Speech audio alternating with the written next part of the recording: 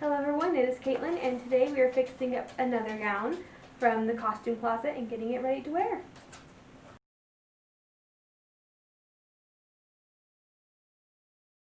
I think we're going to go with this gown today, which is, I call it the Lilac Chantilly dress because it's a, well, lilac silk and trimmed in Chantilly lace. So let's pull it out and look at it. So this is it. The actual fabric I got from my friend Paula. She gave it to me and I refitted it and put the lace on it, which is all original. So there's Chantilly up here, and the entire skirt is trimmed with original Chantilly lace. That is gorgeous. So I've redone this thing a couple of times, but it's still not great. I think I'm going to need to refit the bodice. I know I need to work on these undersleeves a little bit. They need some more lace to them. It needs a collar. Evening gown, which is trimmed in even more pretty original lace. It needs a new closure in the back. And I'm pretty sure both bodices need some more boning. Well, no, okay, just the day bodice needs boning. Pocket should be in here. It is self fabric, which theoretically shouldn't, it really should be a polished cotton, but because I had to split, there isn't a seam here, I had to split into the fabric. I really don't want to mess with it anymore, so I think I'm just going to leave it. And there is not a watch pocket in this, so we're going to need to make a watch pocket and maybe redo these closures. So yeah, I think we got some work ahead of us. I don't know if there's split lifters in this skirt. Hey, look, there are. Okay, that's one less thing we have to do. So I guess maybe start with the skirt. Let's start with the skirt. Alrighty, so I have a waistband off, and there was a row of stitching here that didn't need to be there, so I took that out too and just pinned the whole thing together. And I suppose we can go ahead and put the waistband back on and attach a watch pocket while we're at it.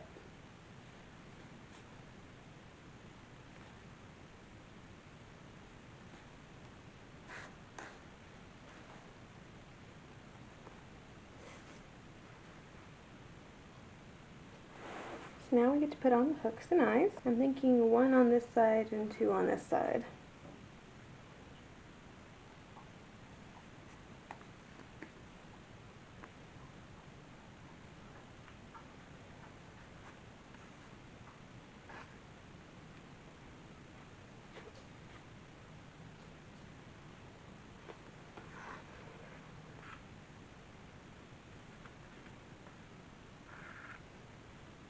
Skirt is now done, which means we can move on to a bodice. Alright, ball bodice.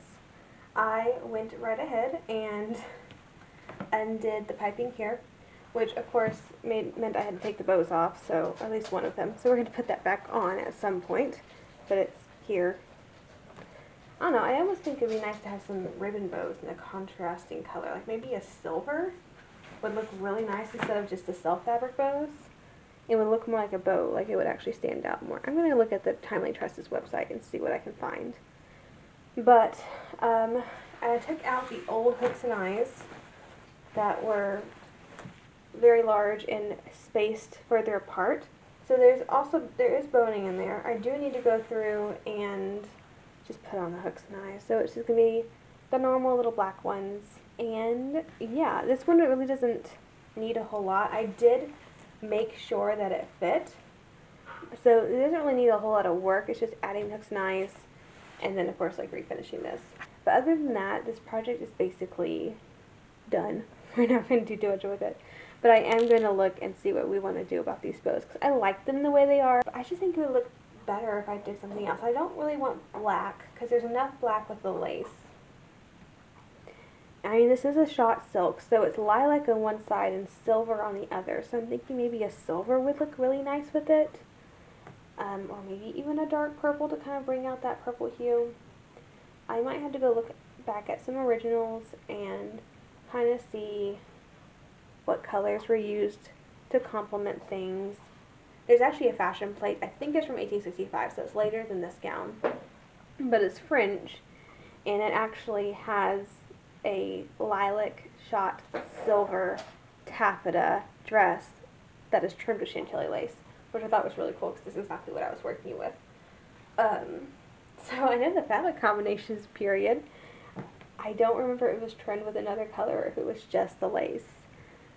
Part of me really kind of wants a different, to add some visual interest and that sort of thing. So I suppose I shall go look into that while stitching on some hooks and eyes. Alright, so it took a couple of days because I was dragging my feet. But I did get the hooks and eyes in, so they're in. So the next order of business is to put trimming along the edge of the lace. Because when I did this, the original I was copying, yes, did have a pleating there. I just didn't think that was necessary, but after looking at more originals with lace applied to a bodice, I'm seeing an overwhelming prevalence of some sort of trim to hide the edge of the lace. So I've seen pleating on several of them, but that just seems like an awful lot of work. But I did find an original, granted it was a day dress, but it was flat applied velvet ribbon, which I think we're going to do that. And I'm going to do it in black, mostly because I don't have any other color of velvet available to me at this very moment when I feel like doing this. So I have black velvet ribbon, and the original had it kind of thicker, but the original we copied off this had a thinner trimming. So I think we're going to go with the thinner, and we're just going to pin this on. I think I'm going to do it all the way across. So even though the lace doesn't go to the back, the trimming I think I'm going to have go all the way through the back.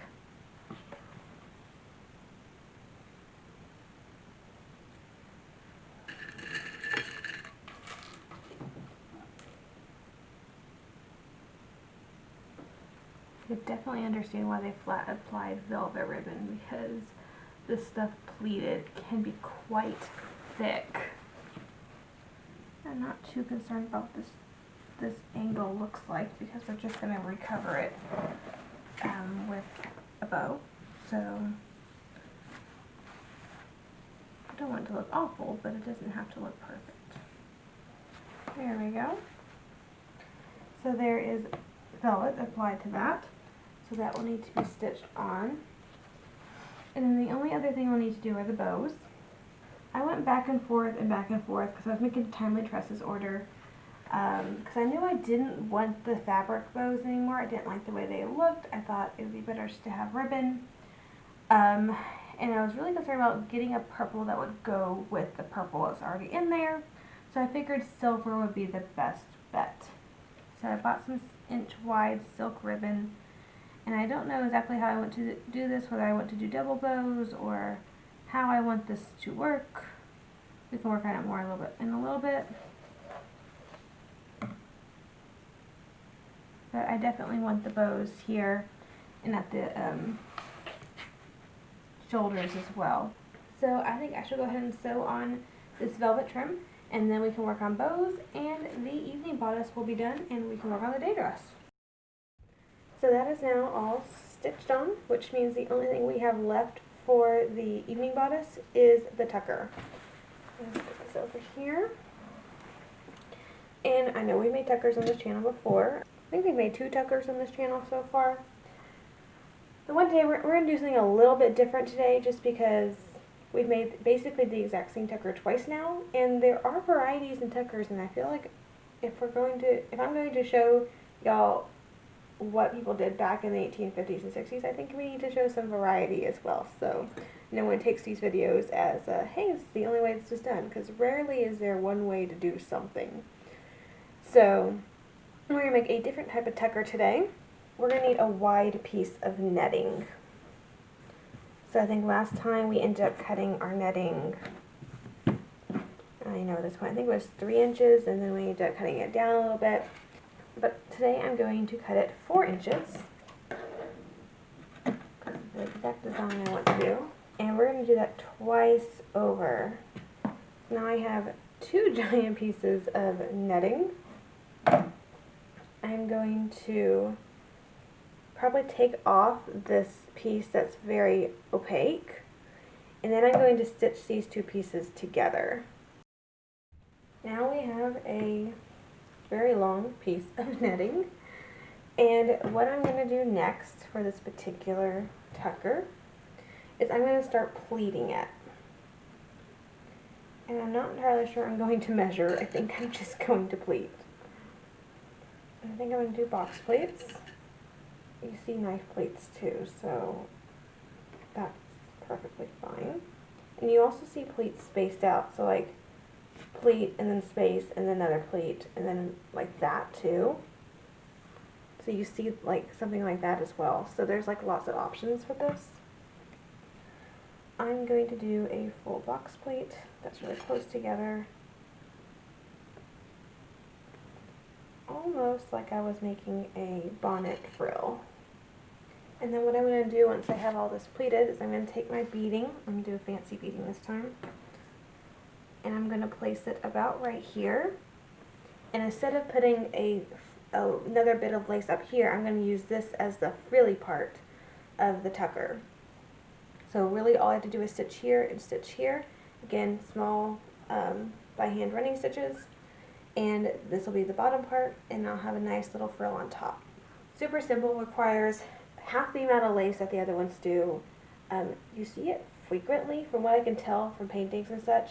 It does seem like the pleated version happens a lot. It shows up pretty frequently.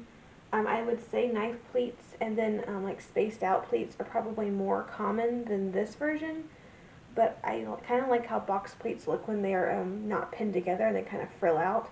So I'm going to do this, but you do see this, so like it's appropriate. Alright, so before we sew on the tucker, I forgot that we need to make bows. So I'm going to do a double bow, and I practiced on one, and it turned out pretty darn well. So we're going to try this again. I'll kind of show you the technique I was using. Let's see if I get it in view of the camera, like this. So basically I was using my my ring finger and my index finger, putting it here, going up, going back across, back up again, oops, and back here. Taking this and pushing it through the middle and then back around and kind of pulling it all the way through. Got to lose one of these. There we go. And then we have like this little part here. We're going to take it, push it through that to tie the knot, pull the whole thing out,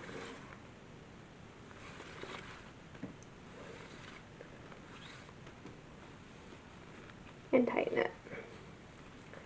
And then now we have a bow, double bow. There we go.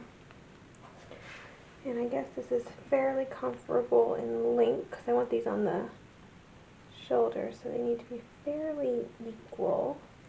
And I'm thinking somewhere around right here. I don't think I want the bows to extend past the end of the bodice. And I shall just use a couple of tacking stitches just to tack that in. And I shall have a bow at that corner. And we're going to do the exact same thing over here. And in the original, this one was the same size as the shoulder. Well, they used flowers, but the little bouquet was about the same size as that. And then they had a big one right here, but we're not going to do that one.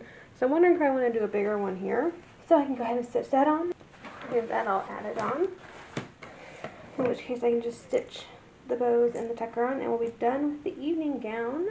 Very last step on the evening bodice is we're going to put ribbon through the tucker. And so I have here some black silk ribbon and a bodkin. There's a couple ways you could do this. I've seen it done where you just go through and you don't ever go through the beading, you just keep it all in there, or you could weave in and out. I tend to prefer the weave in and out. Just twist it up in there a couple of times, but I don't know if it's really worth me trying to mess with it because it's going to get even more twisted when I pull it to close it. So there we are, a completed evening bodice. Day bodice. So lots of work that needs to be done with this one. It's a bit too small, but I'm thinking it's a little small at the neck too, so I'm thinking if I just take it out and not even an inch, I don't think. It'd be like half an inch or 3/4 of an inch on either side. Then we'll have enough. So what I'm going to do is basically take the entire thing apart. So I'm going to take out the front, take out the hooks and eyes, taking out the darts, taking out the piping here to piping here. I'm going to take out the sleeves because they really should be lined in silk, not polished cotton. So I'm going to take out the sleeves and the undersleeves, take off the lace. Yeah, basically take the entire thing apart. And then we'll come back and reevaluate what we need to do with it. Alright, so here we are, all taken apart. Darts are out. I went ahead and fixed up how many, I basically needed an inch more on each front to make it fit. Re-put back on the neckline piping. Only went like half an inch up here, so it's a little slanted, not ideal, but I don't have enough fabric to recut everything, so we're going to make do. And I rolled that, so I guess I can go ahead and stitch the piping. I need to put hooks and eyes in. I guess I can go ahead and put in darts. So my normal dart formula is not going to work with this because this is technically a slightly different top. So yay, we get to do actual math. Sounds like so much fun. That looks about right on the front as far as the angle, because they weren't straight up and down. Usually darts are at an angle, so I think that looks good. About comparable to the original I have sitting over in the corner.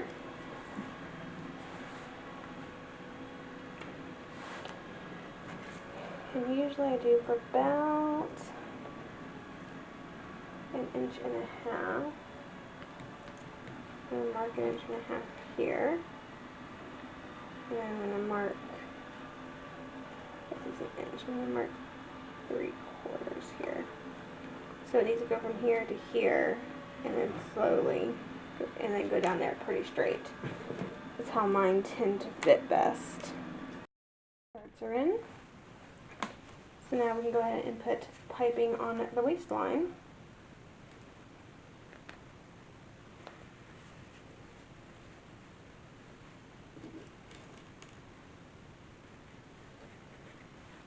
Alright, I'm going to stitch that up, and then we just get to fold it over like this and stitch it on by hand.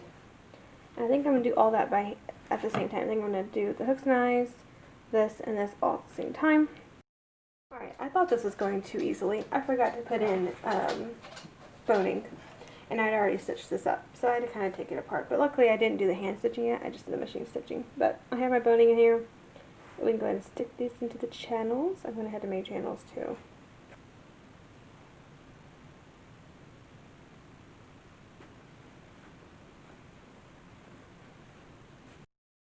Alright, we are going to cut a new sleeve lining, and I have some silk taffeta here that we're going to use. I'm just using the actual sleeve of the pattern because I didn't make this dress and I don't actually have the pattern piece myself. So cut all around it.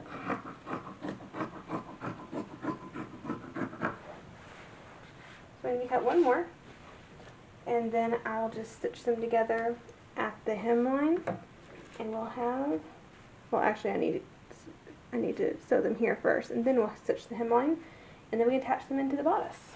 We are very nearly done.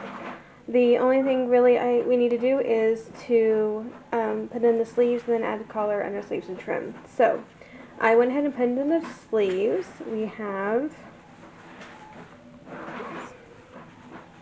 nice new silk lining.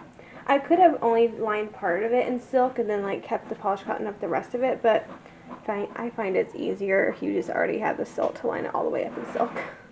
It just saves time. So I'm going to go ahead and stitch those, and then we're going to talk about undersleeves. The undersleeves are a bit short, and so I kind of had to tack them in like further down the sleeve than I normally would, and I really don't feel like redoing them, and they look nice when they're put in, so I'm going to not worry about it. Alright, let's put in the collar and undersleeves. So I have the collar here, and basically I just took the bit of the white work, made some tucks in the fabric, and just stitched it all down to kind of make it a collar shape. I've already marked the center back of the bodice and the collar. And there's the collar on. And now we have undersleeves.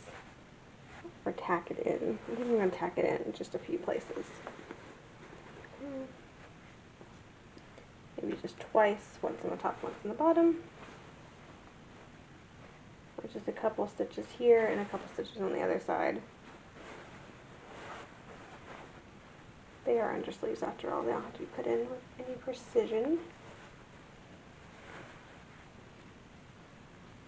And I'm just going to stitch to the lining, I'm not going to stitch through the fashion fabric because I don't want to catch that and just show the stitches on the right side of the fabric. I think it is time to put on the lace on the bodice. And I purchased some lace that in theory should be long enough to go all the way around. So this is what we're working with today. Yeah, I think the first step is to iron this flat because, yeah, there's parts that need to be ironed.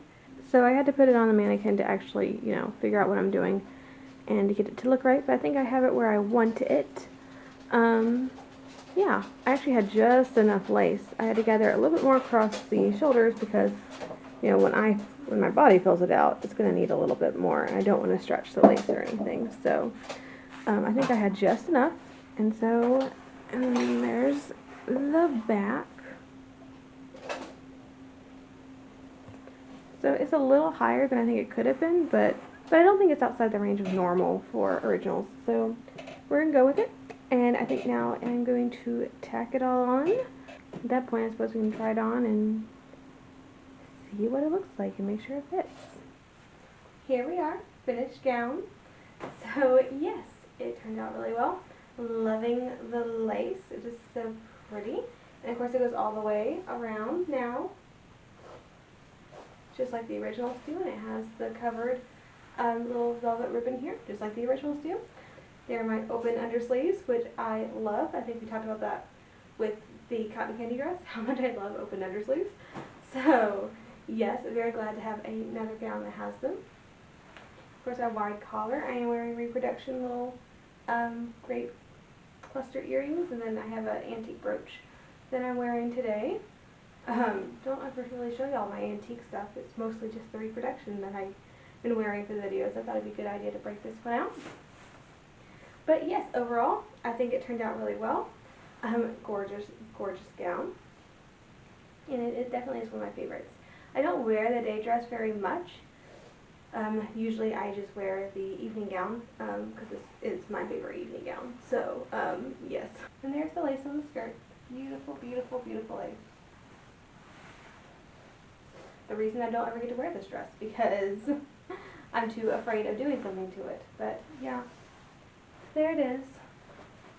So as far as further accessorizing this gown, lots of options. I think it'll work with really any of my shawls, which is a good thing. Both my originals, the two Russians, and then and all the ones that I've made, which videos are coming for those. I keep buying more wool because like you only need like 2 yards, and so it's not a very expensive project. And I'm like, ooh, I want a lace trimmed one. Oh, I want a fringe trimmed one. Oh, I want a fur trimmed one. And so yeah, it's like the single 1830s wool shawl project that I had meant to film.